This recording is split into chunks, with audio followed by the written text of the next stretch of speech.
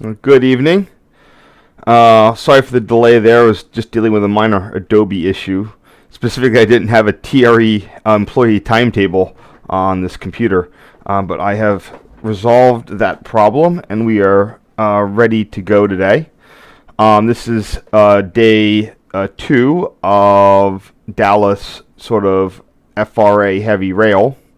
Part day 4 of 5 of my Christmas 2023 week of streaming, and we're begin picking up from tomorrow from yesterday, just with no boring what do you call it intro. Now hold on one sec. I might have. Oh, that's the problem. I have this reversed. Alright, I usually set this up ahead of time to avoid the delay, but not. I loaded the last photos in the set, but I'll be prepared for tomorrow to get the TRE set in stuff in for tomorrow. There we go.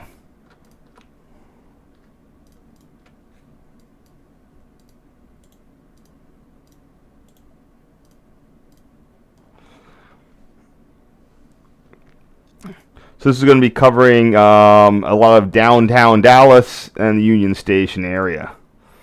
Very nice place to visit. Although, like I've mentioned before, there was an odd lack of good food. And I think I said this is recovering from, if Texas is the sprawl capital of the world, its downtowns got hit particularly hard, especially in the 80s. My dad said that the whole place. I've seen cities that shut down after 6 o'clock, and or places. My dad said it was particularly pronounced. Of just how many people didn't want anything to do with downtown back in the late 80s. Today that is definitely not the case. In 2007, it was somewhere in between. So, we should be good to go here. And like I said, all the Dart stuff will be in a separate section of stuff that will be in a single night at some point whenever I have time for that. So then here you have Union Station. You can see how it's divided. While logically it's divided tracks 1 through track 5, there is no connections between the Dart tracks 1 and 2, the TRE and the TRE tracks 3 and 4. Amtrak's typically on 5, although there's nothing that would prevent an Amtrak train from using tracks 3 or 4. Also note we have TRE's one of their F50. They have all their diesels, although they apparently just bought 2 F40 PHs FX Amtrak units. But up until that point, all their diesels were various forms of F59 PH or PHIs, and those are EMD's successor to the F40 PH. They have a 710 engine, delivering about the same amount of horsepower.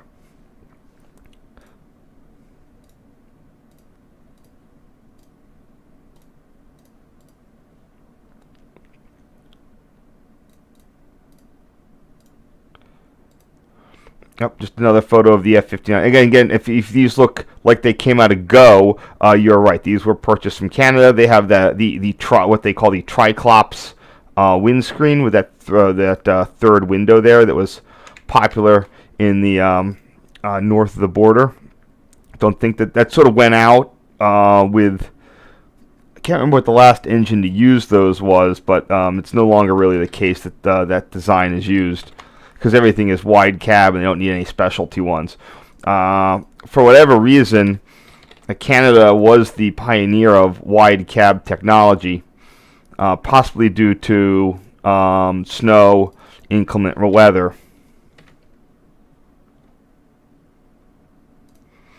As a way to keep the crews more sheltered, less steps in the front of the cab to get into it. It also would seal off better than that little door that entered directly into the workspace.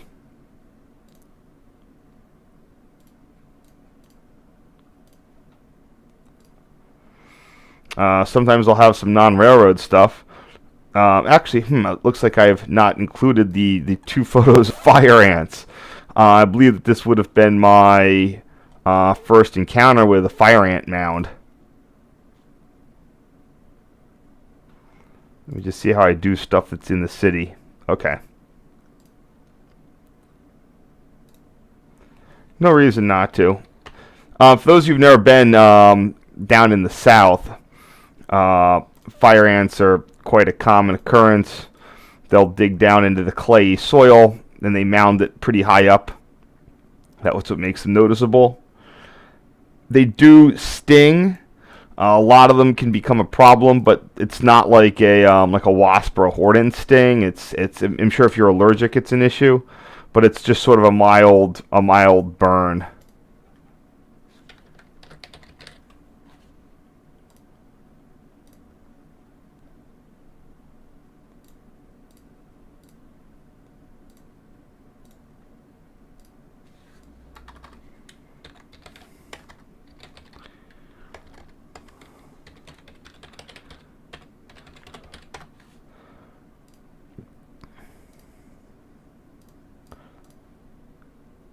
One of the interesting things with, one second, I'll get there in just a sec.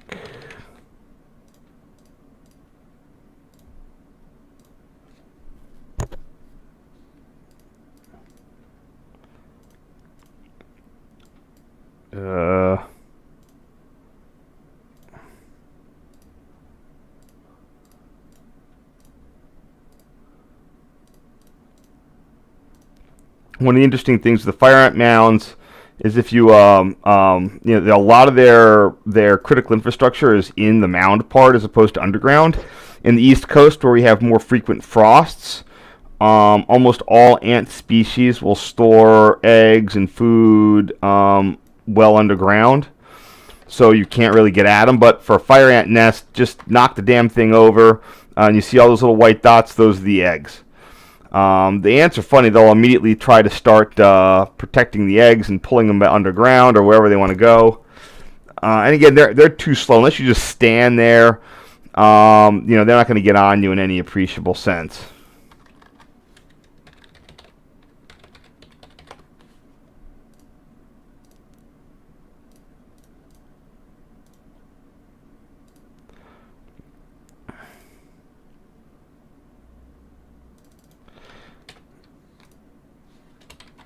We have the front of Dallas Union Station in a looking eastbound, eastward.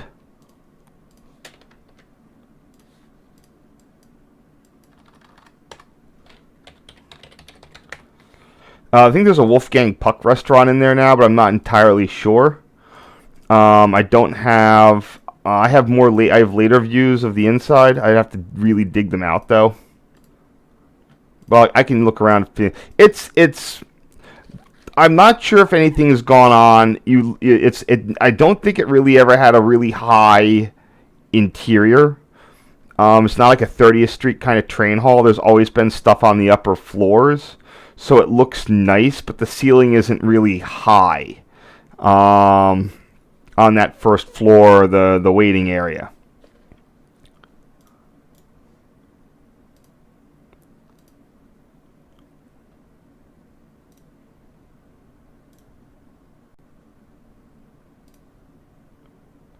Oops.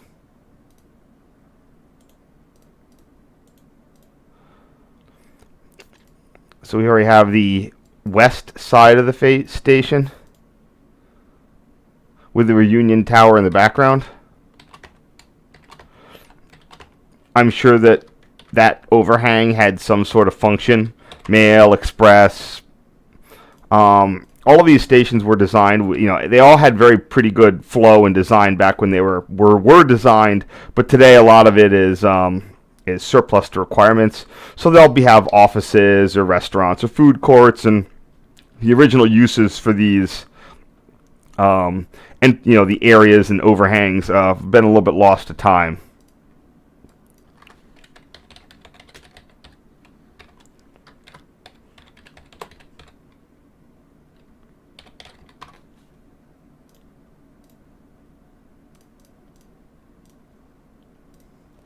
This is the Dallas courthouse, I believe. That's why I didn't pull this in.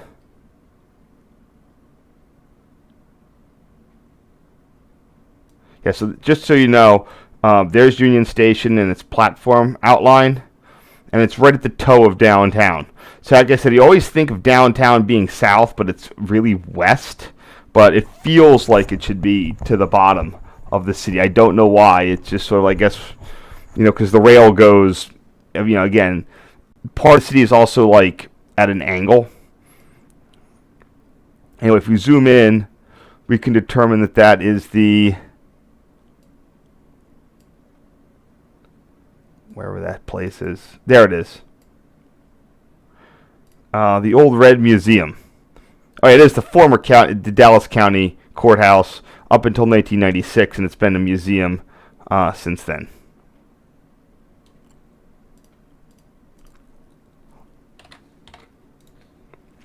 Yeah, it definitely looks like a courthouse.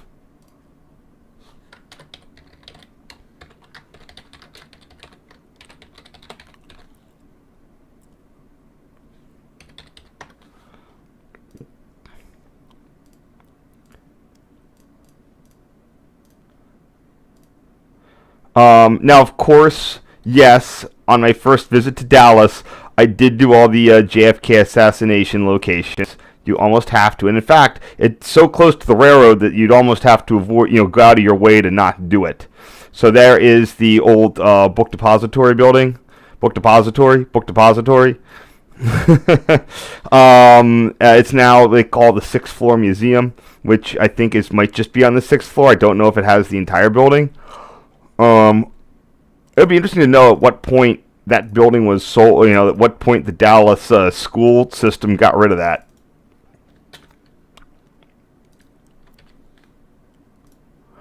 But like it wasn't really a public-facing building, but it's definitely got bad vibes associated with it. So here we have Tower 106. Dallas Union Station was controlled by two towers, Tower 106 and Tower 107. Texas had a very strange for everybody who thinks that Texas is anti-regulation, it's only half true. That might be more in their modern, but Texas was actually a applied regulation to its rail, oil, and gas industry not seen in a lot of other states. One of them was that for a certain time, all interlockings in the state had to have, just beyond the ICC, like federal rules, the state would charter every railroad interlocking, they would do something, approve, and they were numbered sequentially. So these ones, which are from the 1930s, would be Tower 106, and then the other one on the other side was Tower 107. Just goes to show how few interlockings there were outside the Northeast. You have a state as size as Texas, and the numbers of interlockings that they had was, in the hundreds. I mean, today it would be way more than that, but that was just part of the Texas's regulatory regime at the time. This Tower 106 is owned by the 6th Floor Museum.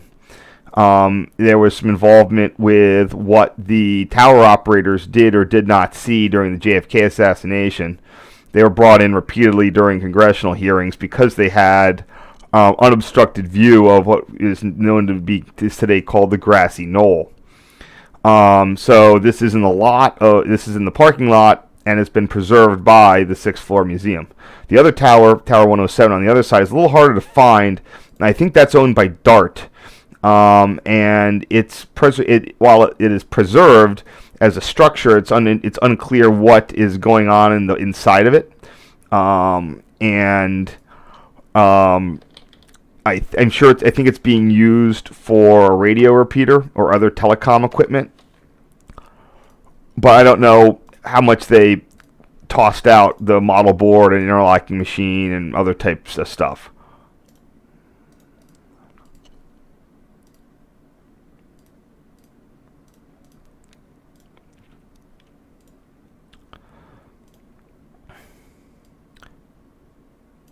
Let's see if this is here. Okay. I'm going to cut this one as a dart photo. I'm going to move this to the next day.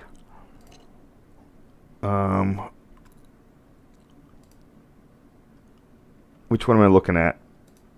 Number 187. All right, I'm going to move that to the next day. If I can find it. There it is.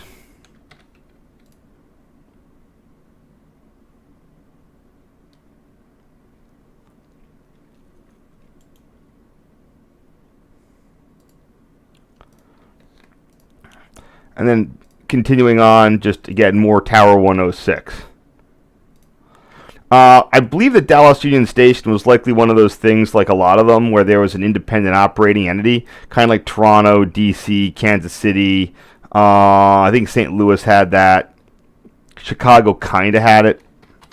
And they would have their, the Union Terminal entity would own its own tracks, interlocking equipment, its towers, etc. Now, how this was disposed of in subsequent years, I'm not sure, but I have a feeling that because both towers ended up preserved, that there was some degree of passing the station and its associated property to the municipality, being Dallas.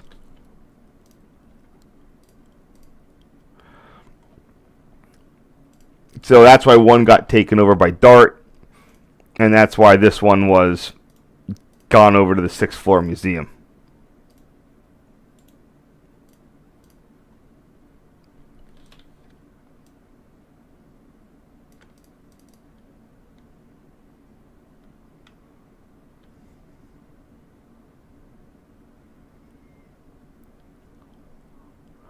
Just checking to make sure I'm not deleting extra photos, which sometimes happens.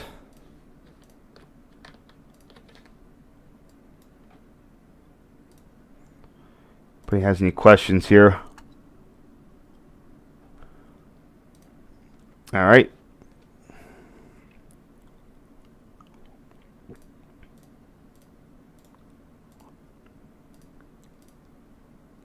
I keep collecting all these DART photos. I'm not going to be able to do this all in one day.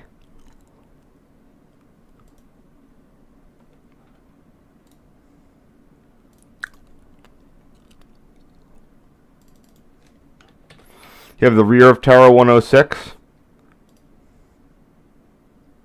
Again, I mean, I'm going to have more close-ups, but you can see the model board. The machine is in there, model board. Unfortunately, it's just not open for I mean, it's all well preserved. I have no idea how you could get a tour of it. If they offered them, I'd jump on it, but no idea.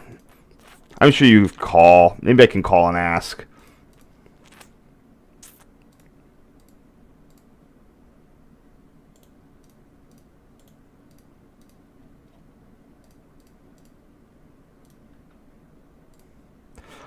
So here is what the exit signal. So this is nominally part of JFK Junction. This three lamp signal is the entrance automatic to TRE trackage. The other one is almost certainly the signal to go through JFK Junction on the what will be the station track. See, here we go. TRE lead, CPT, whatever. And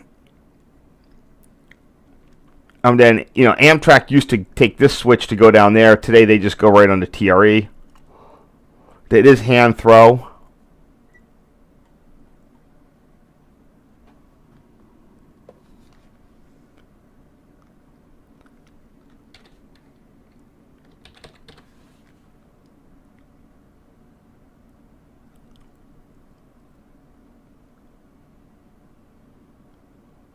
Let me see if I can find if the PTC plan covers it.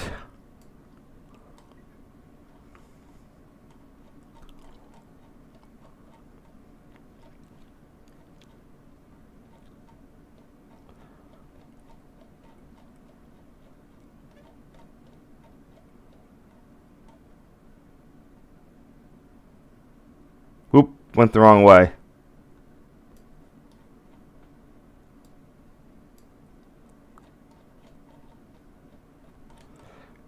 North Junction, Dallas Junction.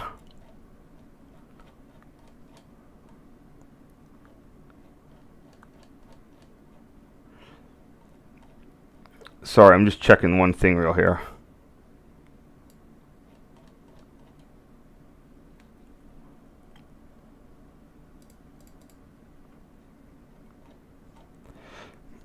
Yeah, the PTC plans have sort of become like it basically created a whole like mini environmental protection agency type thing.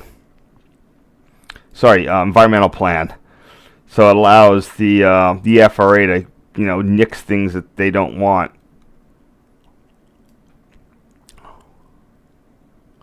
Yeah, so because that is outside of TRE, it's not covered in their PTC implementation plan.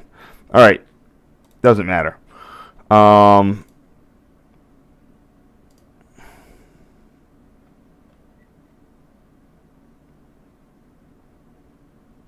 Yeah, you see, this looks like that milepost should make it an automatic. It's just so bizarre.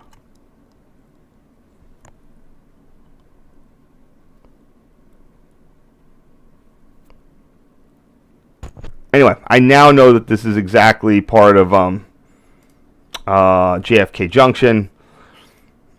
So, I mean, not much I can really do besides treat it as such.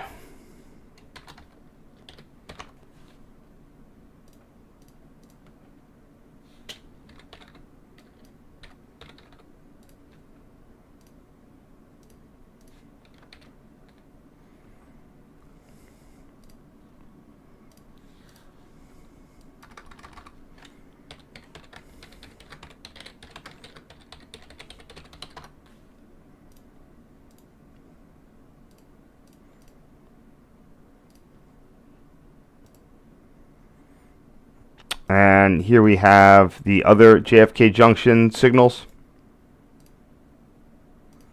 These are the two eastbound masts. I wish I had easy access. I mean, I can kind of dig up this stuff.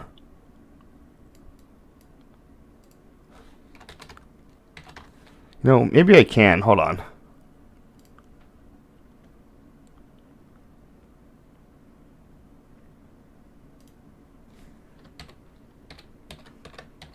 Part of it is because I have to split my photos up due to Google size limitations, so I can't search all of them anymore. But this should cover me up to about 2021. Yeah, here we go. Yeah, they have not changed at all.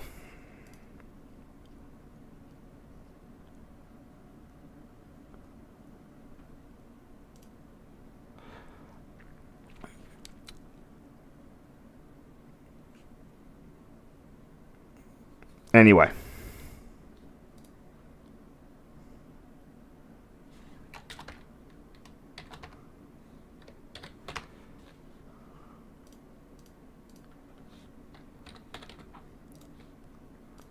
And these are using those 1980s GRS monoblock lamp housings, like a USNS P or N.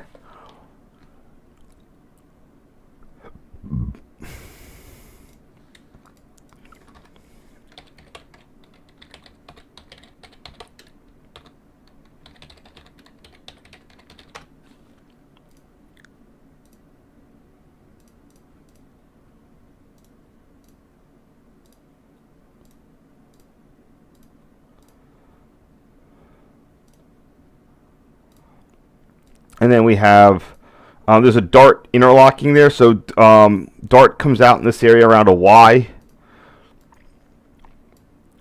So there's Tower 106. This is where I was hanging. There's your 6th floor museum. And then we have the TRE track. So we have a whole bunch of tracks. We got the two DART through tracks that are going to the downtown through street. They converge with the red and blue lines here, orange and green on the top. Then this Y track that's used for shot moves. Then we have the one TRE Amtrak track, and then we have the freight track, and that's how the variety of the DGNO and BNSF trackage rights, they use that to get over here to eventually get on the TRE. And they enter TRE at North Junction. Whereas TRE for passenger movements, that continues on to the mast point right there.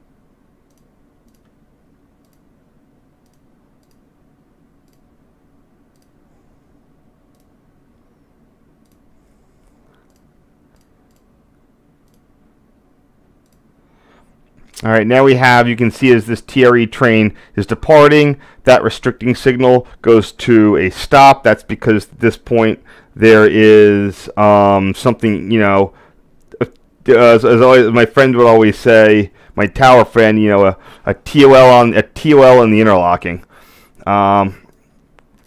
Interlockings do not like having track occupancy lights in them. You can't move the switches. You won't let you clear, even sometimes with a call on, you used to be able to do that, but not quite. Again, I don't know why that signal has a number plate.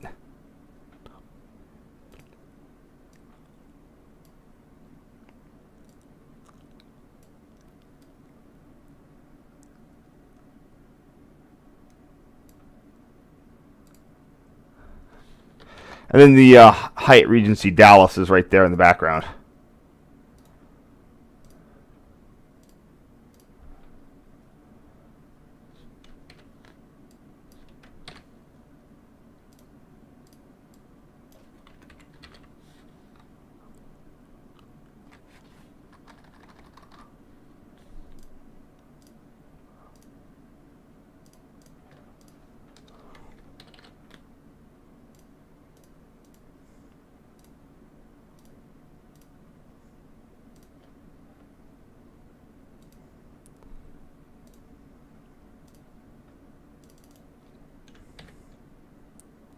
Just another view of 568 departing JFK Junction, or departing through it.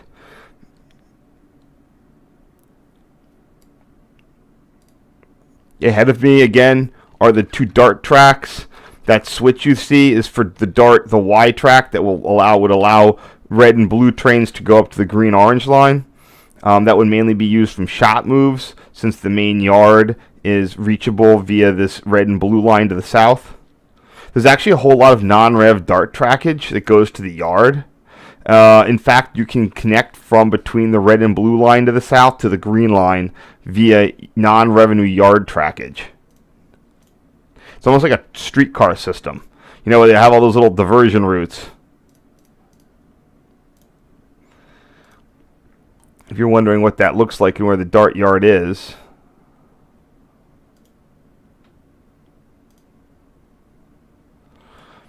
there's the DART yard right there. DART. So the red and the blue go down to the south, but this is your non-rev. It follows an old industrial track to the yard, then comes back out, and then junctions back with the green line. Really clever little doohickey there. I don't think that there's signaled trackage through, but it'd be cool for a fan trip to get that sort of non-revenue track.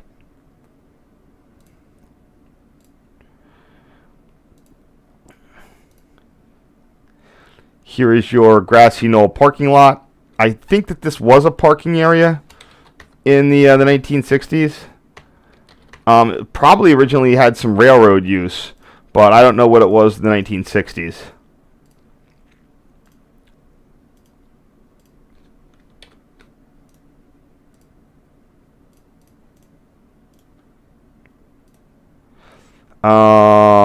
What what is this, 200? I bet this is not in it. Nope. All right, I got to pull out that one.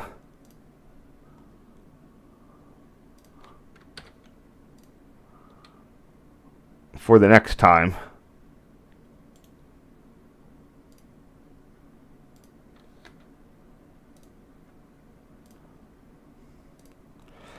Yeah, again, this has just been really hard. Yeah, I'm glad I don't do by topic, splitting up a trip by topic.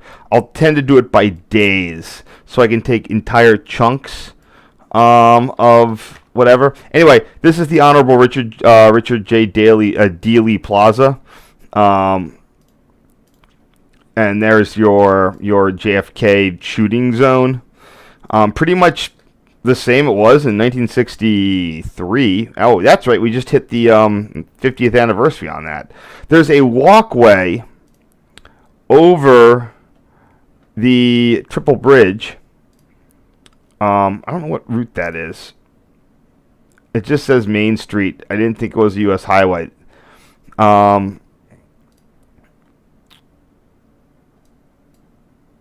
So, interestingly enough, if you go and do this walk around, if you walk down the light rail corridor, especially if you get dumped out at West End, where there's no through, since there's no through, if you want to transfer from blue-orange to red, blue-orange to red-green, or if you want to go from the airport to Union Station, you're kind of screwed because you have to go in and pull back out. Oftentimes, depending on the headways, it might be faster just to walk, although I don't really think so.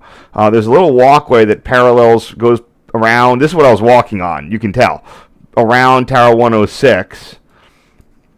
And then you can walk over the Triple Bridge. Unfortunately, when you get to this end, you just dumped out. There's a fence with a code for the parking of the federal building. Sometimes it's open, sometimes it's not, but I generally don't want to go, you don't generally want to go in there. You probably get yelled at. Actually, I think I have gone in there and it wasn't an issue. You can't keep walking to Union Station because there is not a walkway across Union Street. East or west, what is that? Union Boulevard West, there's not a walkway. So there's no real point for you to cut through that lot in any event. Just go out to the street. But you have to sort of cut across on the lawn there.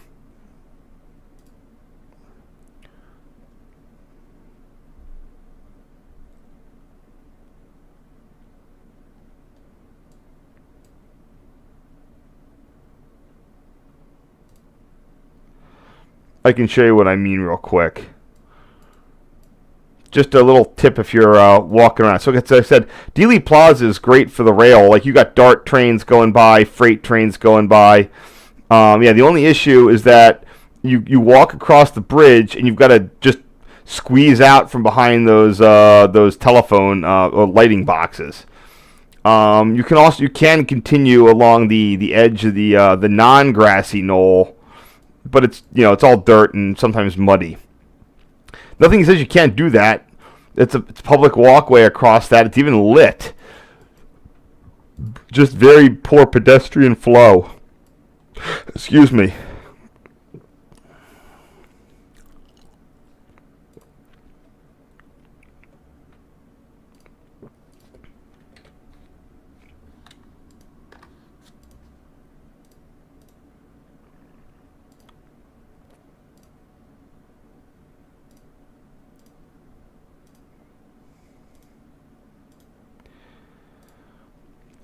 I'm not sure I'm going to keep this one. In fact, I didn't from before. I have plenty of photos like this. Oh, that's right. I wanted to check my some of the photos of JFK Junction. Because I was one...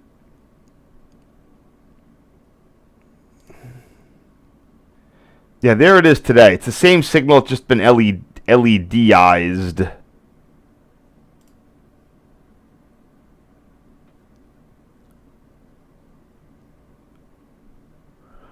Yeah, nothing's changed. I'm gonna cut this one because I got plenty of them. I've got plenty new ones like it.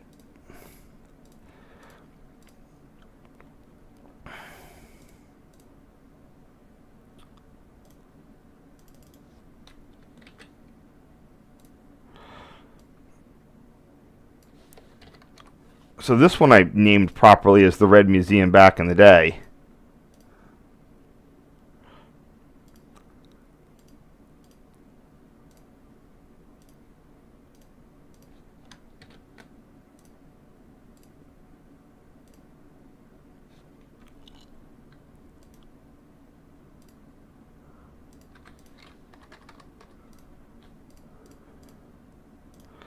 And last photo. This is the second one of the same area. Oh, this is just line of sight to the window. So in case anyone is unaware, there's definitive proof that there was only a single Lee Harvey Oswald there that day. Although you can't rule out time travel. In the popular theory that JFK assassinated himself to prevent being from the future to prevent being discovered by for all his womanizing.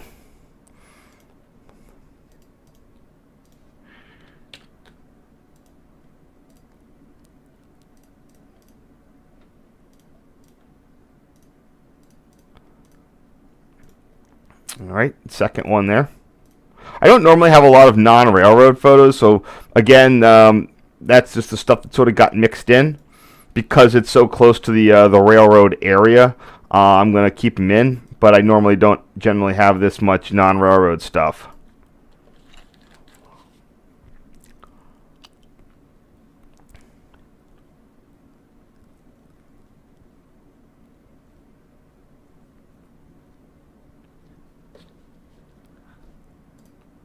And you can see I was going nuts of, I can't get in the tower, might as well use my zoom lens to virtually get in the tower.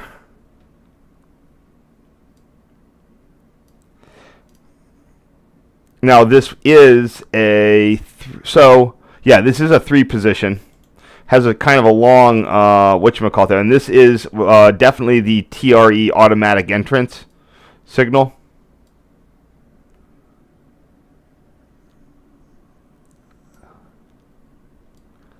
With JFK Junction signal behind it. Oh, I didn't check the notes. I'm sorry. I'll do that in just a second.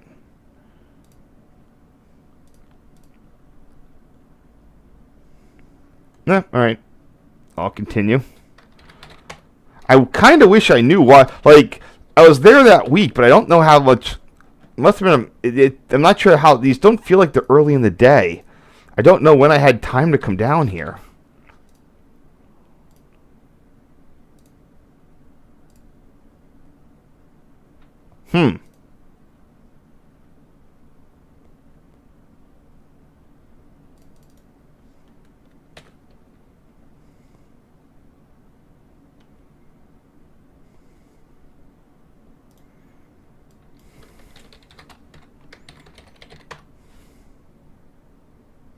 Because TRE is a single line, I don't need to identify what line it is when I'm just saying. It's one of the rare cases where I can just sort of go up and declare, hey, TRE signal what? There's my old one. I'm just trying to figure out what I can do here.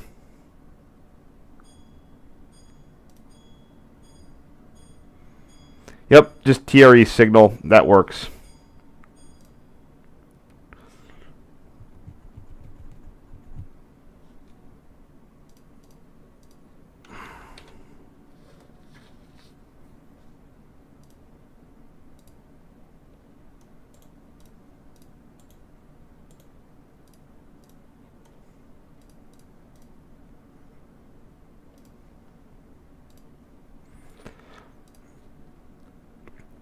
Of course, we've got more grassy knoll stuff. Now, there is one that I'm missing here. This dart one should be in dart, but it's not. I'm going to leave it over in dart. It didn't show up here. I also need to make sure I pull it off the thing. All right.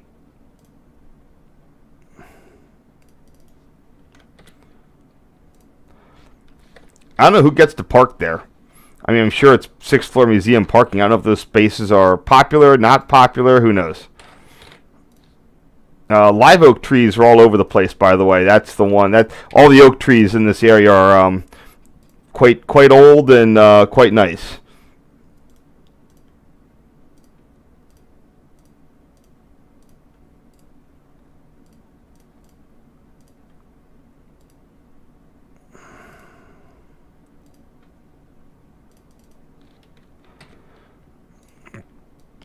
Just the same thing.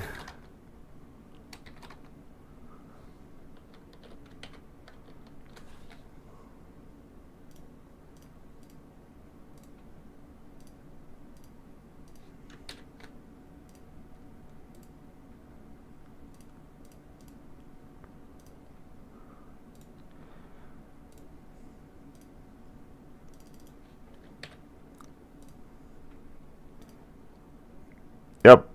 Of course, there's a lot of people taking pictures and doing up the writing stuff on the fence. It's going to be interesting to see to the degree that as baby boomers age, that JFK assassination interest is probably going to wane. I really don't see it really connecting with younger kids these days. I mean, it connects with me in the fact that so many in the 80s there were so many TV documentaries on it. Oliver Stone and his whatever. Oh, here's an interesting thing. It looked like the DGNO was leasing Indiana Railway power. Let's go take a check here. What it says on the DGNO page, Garland Northern Railroad. Blah blah blah. As of 2023, okay, so I think that this was a they purchased Rail America to get it, and I bet that that's how that Rail Americas was associated with Indiana and Ohio, and it was. And that's now okay. That's why those were there.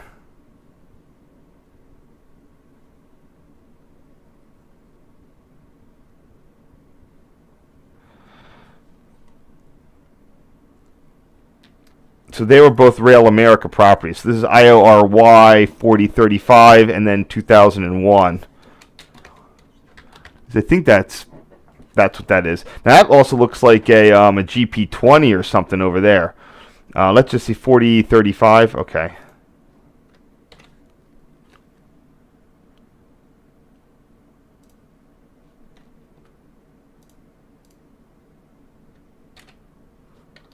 IORY 4035.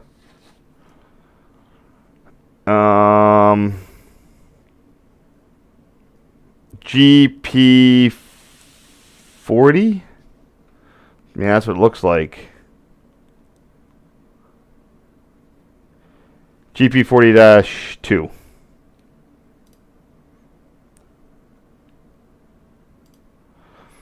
I'm pretty sure. So there's like a daily freight run that goes down there. It's pretty like clockwork.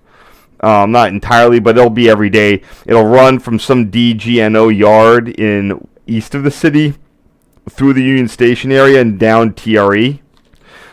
Might be a transfer move. I'm not sure. IORY 4035. Oh, I should see what I put this for the thing.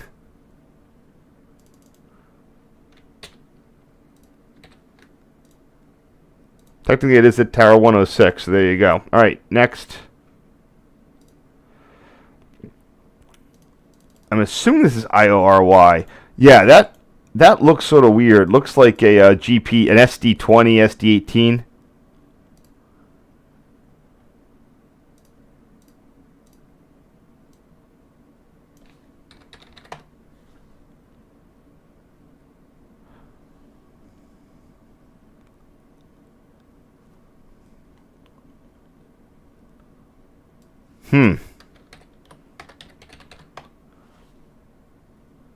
There it is, DGNO 2001, Union Pacific SD24s.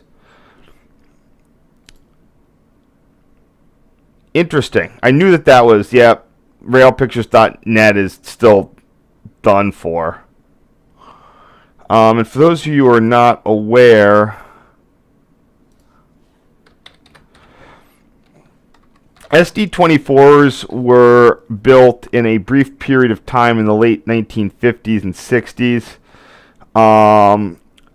So we're all aware when EMD in their first generation of higher horsepower, where they would have the GP30, GP35s in the 220, 250, and 2500 horsepower ratings. For a period of time in the late 50s, the available power from the engine was actually exceeding the ability of the electrical system to make use of it. So you would have a GP20 and a GP, I think it was mainly GP20s for 2,000 horsepower, but they could not, they could not make full use of a 567 D3, which was eventually the engine that was placed in a GP35. However, a 6-axle power with enough engines could use all the available power from the engine. So, oh no, this was the first one with a turbocharge. So this was the first turbo. 16 months before the GP20, power output of the 24 is 33% higher than the roots blown SD18. Had 400 horsepower per axle, limited by the traction motors then available. Yeah. Full rated power at all altitudes, too, because of the turbo. So don't know what happened to it, but very cool survivor.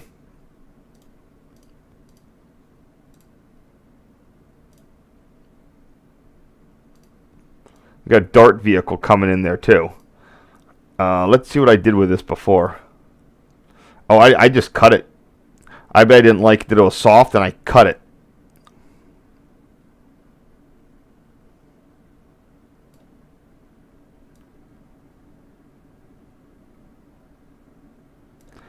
Yeah, younger me cut a photo of an SD24.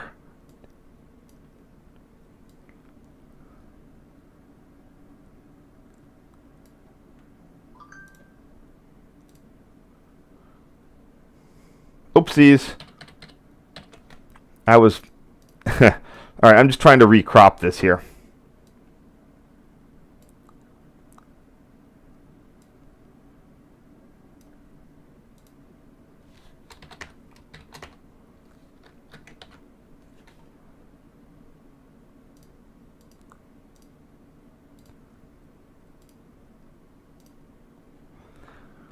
I can't tell what that Dart train is. Looks like 1, 2, 3.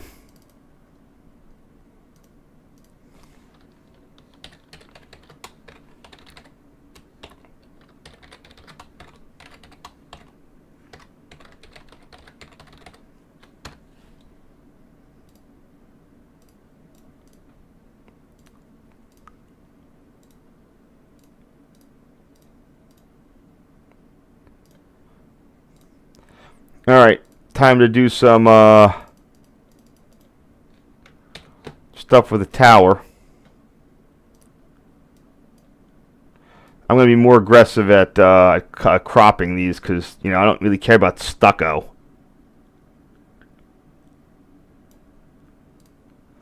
Versus what's inside.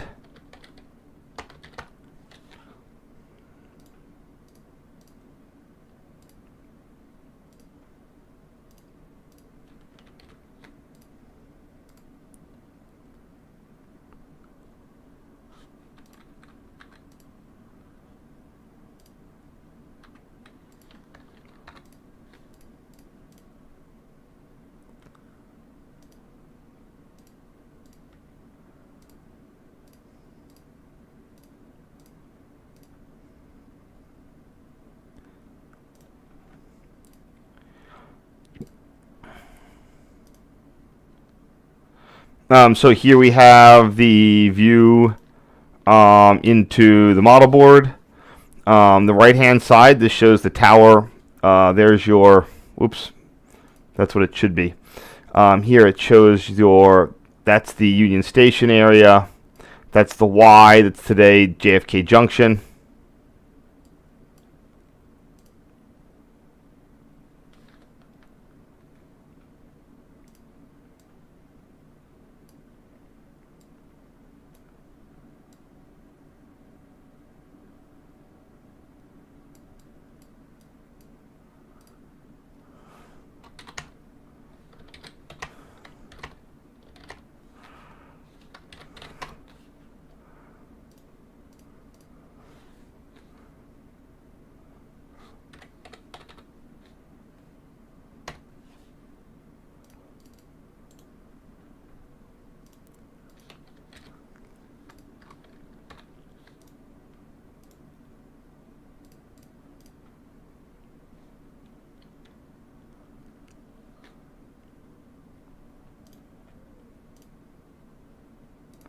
Sorry. Just checking a couple things here. And yeah, I got a whole bunch of this stuff.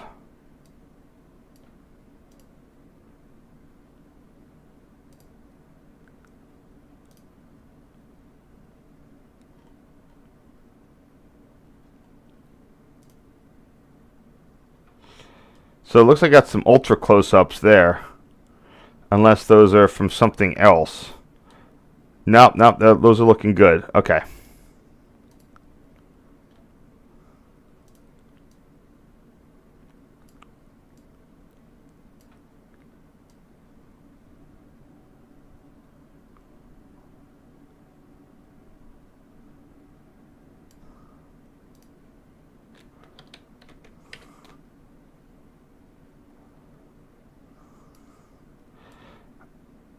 I'm going to include the light bulb there.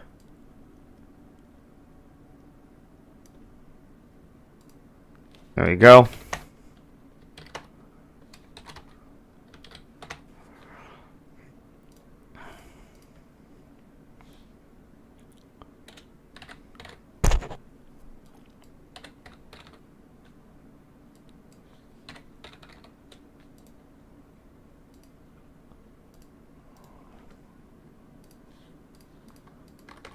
Sorry.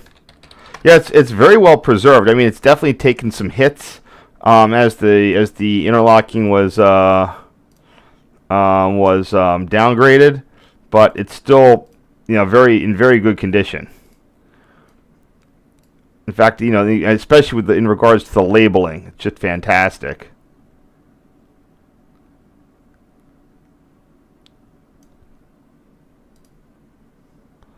So here we have, you can still see 35s, you know, the various switches and signal labeling. L50 for that one, 41 switch. There's a I think there's a traffic lever in there.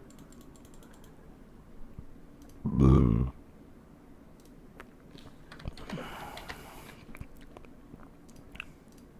know when these towers were closed.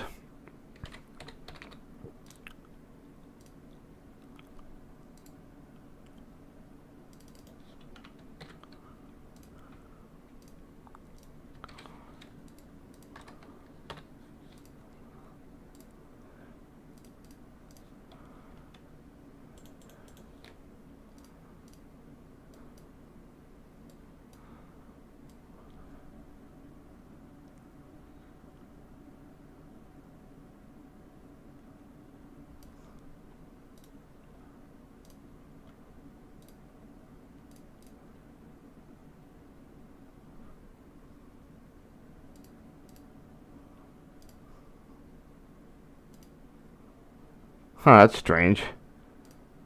I cut a whole bunch of stuff out of there trying to reduce the size and like didn't work.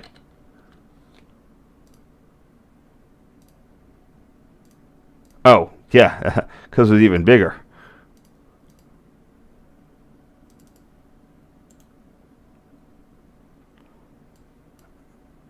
Sorry about that. Let me just get this back down again.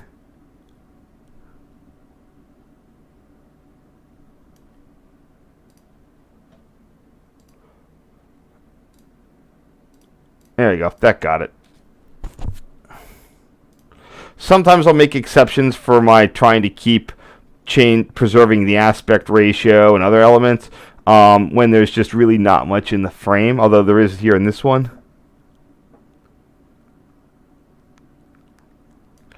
Actually, I want to go back and see that other one I just did.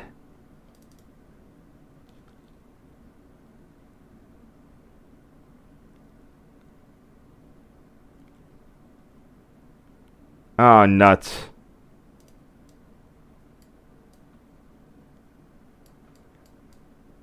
Alright, I'll deal with that one in a second. Alright, which one is that one? 21? Yeah, I gotta do that again.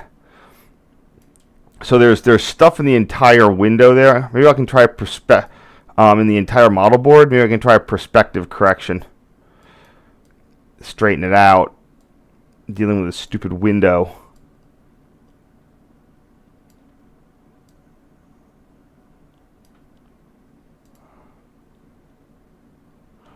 All right, that's better.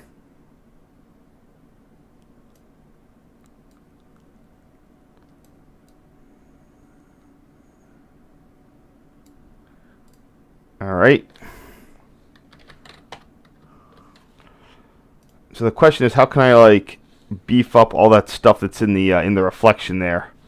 It's like it needs like, okay, a bit of contrast enhancing is helping with that. All right, there we go. Yeah, you see the anyway.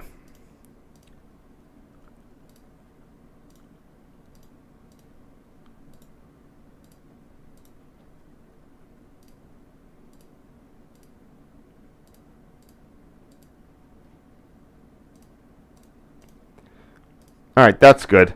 And I'll do the same thing here. Got some pretty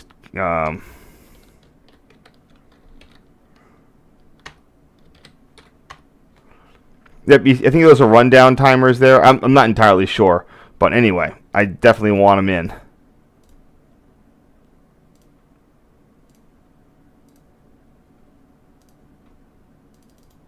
Anyway, these are the station tracks. Still only 3, but they're different tracks. There's track 8, 9, 10, A, and B. So those are the 3 tracks that are A and B. The station tracks are 8, 9, and 10. That would correspond with today's tracks 3, 4, and 5.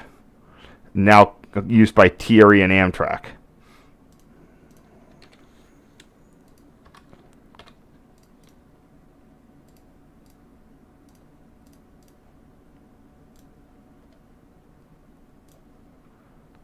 And last one.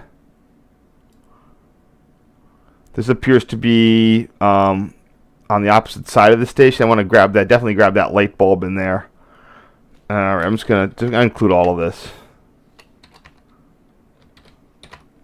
And maybe I don't need the window pane.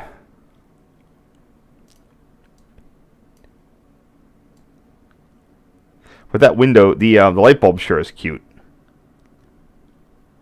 And I can't crop it. It's fine.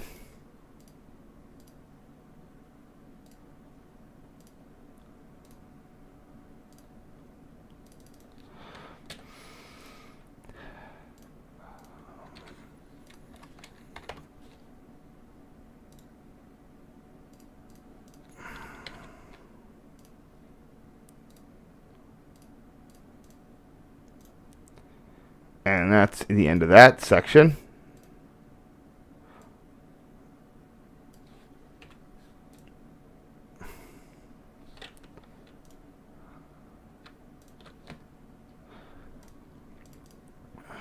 Let me just check ahead real quick. Oh, cool. Some RDCs come back, and I got a better view of the left side. Okay.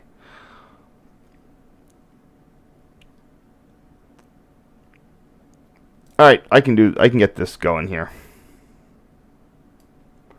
But let me just check the first. What do we got for any questions? No, not yet. So I'm actually going to do. I only need to do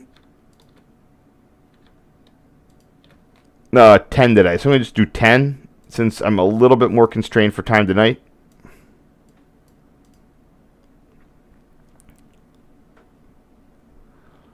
Although I think one of these is going to be cut.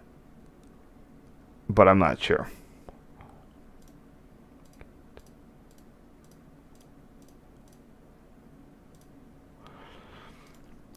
So at this point in time, I think, again, it was like 2-hourly service to Fort Worth, hourly to Centerport, which was the DFW transfer station. A lot happened when when TRE lost its DFW connection monopoly. Well, not even monopoly. They went from being the connection to not. There was no Orange Line up until the mid-2010s. So what you would see, so the way you would get to DFW was you would take you'd take one of these guys to the Centerport station, and you would board a shuttle bus. And this is what I did. When I came in for the conference, I think we took, I was with a work colleague, and we took a super shuttle. It was like $17 a person or something. I mean, it was reasonable to some extent, But I'm like, nope, I'm not doing that again. I'm just going to pay the $350 and take it to Centerport.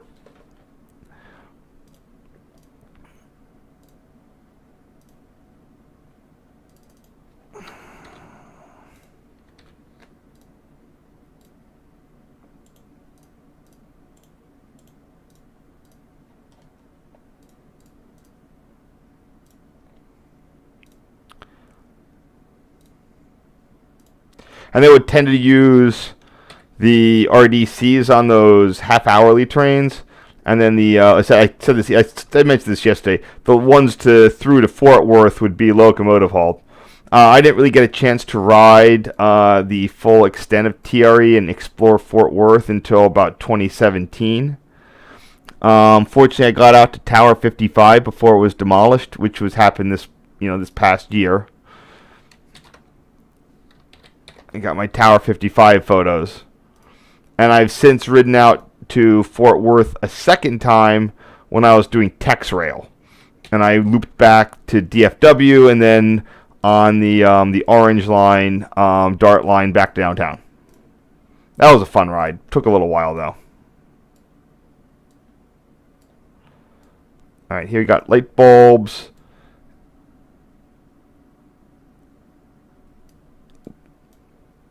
Alright, I gotta have it go out there, so I'm gonna boost it up.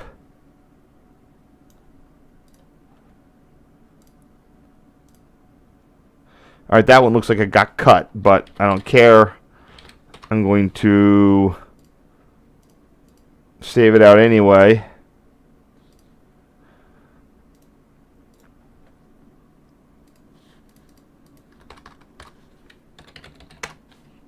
There we go.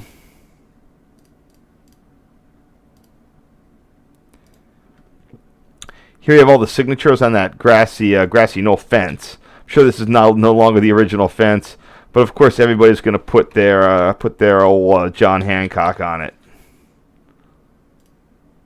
You know what this would be today? This would be covered in stickers, because like there has been a sticker revolution. Like everyone has, like, thanks to companies like Sticker Mule and stuff, everyone has stickers now. Every brewery, everything has stickers, and this is where you find just like insane amounts of stickers.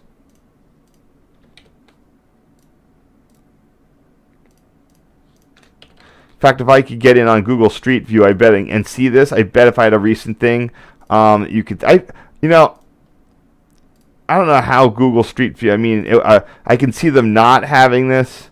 But honestly, if they can't get inside the assassination, the grassy knoll zone, they're not trying hard enough for Street View.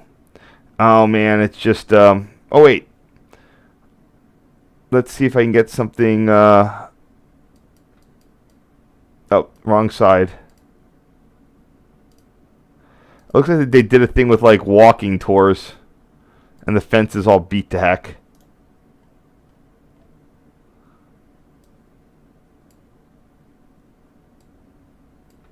Oh wow, look, they put a fence inside the fence, so people can't easily sign it anymore. And there are a few stickers. This is 2014 though. All right, enough for sticker hunting.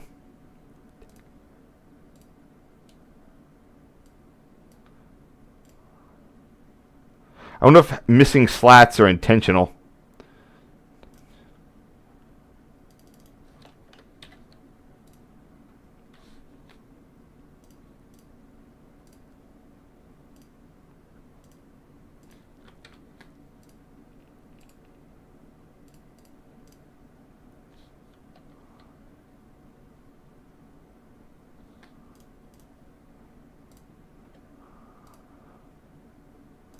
I think the Honorable Richard J. Dealey Plaza was a Depression-era work project. Because it definitely looks like one of those things. Very Art Deco-y. Anything Art Deco is almost, certainly, like public art works were, tended to be WPA projects.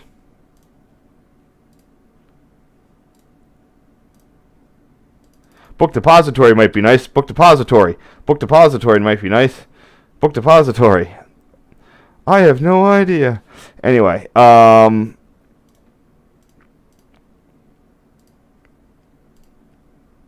there's a lot more activity in downtown Dallas. It's not just weird JFK people anymore. I bet I cut that, but nope, I didn't. I think I just tried to clean it up with a lot of sharpening.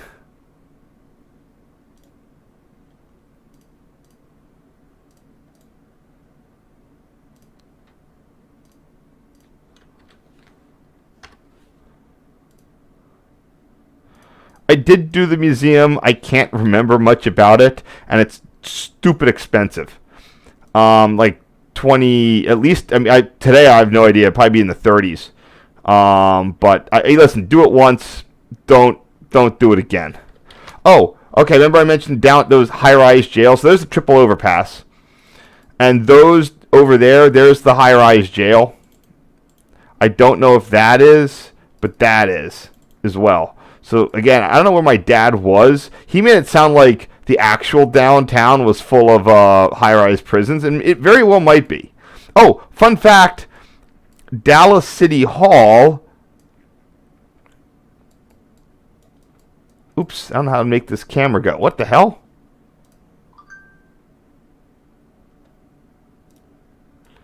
Let me see if I can find a different angle on it. Dallas City Hall is the OCP building from RoboCop. That's where that is. I'm pretty sure that is where RoboCop shot one of the Ed 209s. Dallas City Hall looks like one of the more successful brutalist buildings. Okay, anyway, what was I going for? Oh, triple overpass. Yeah. So unless there's other ones I'm not aware of, yeah, that's the sheriff's department. And behind that are the three like downtown detention facilities. So I'm betting maybe my dad was staying at the Reunion Hotel and was just looking over I-35 down there. No idea. There's also apparently an old like this. You can see all the bones of the old freight systems. Like all these old warehouse districts clearly had rail service. And then there's like a transloading facility there that had all the tracks ripped out.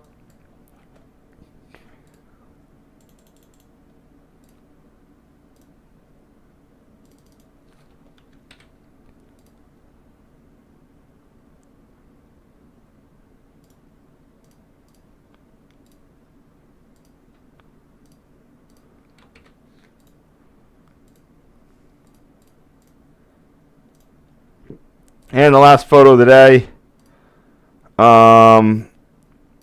Our TRE friend here.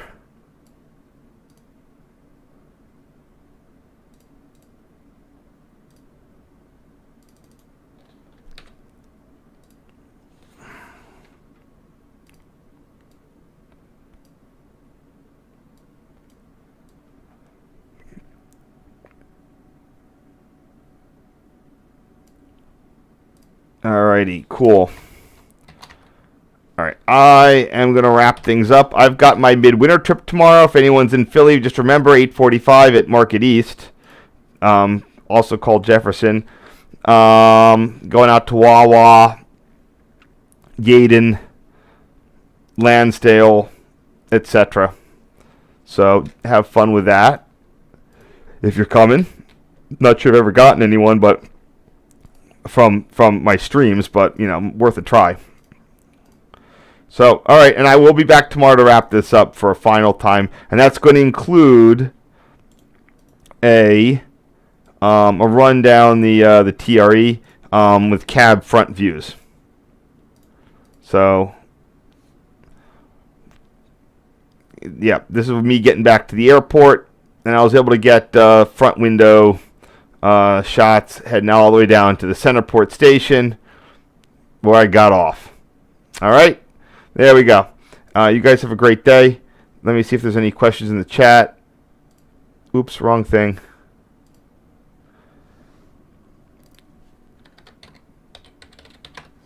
Have a great day.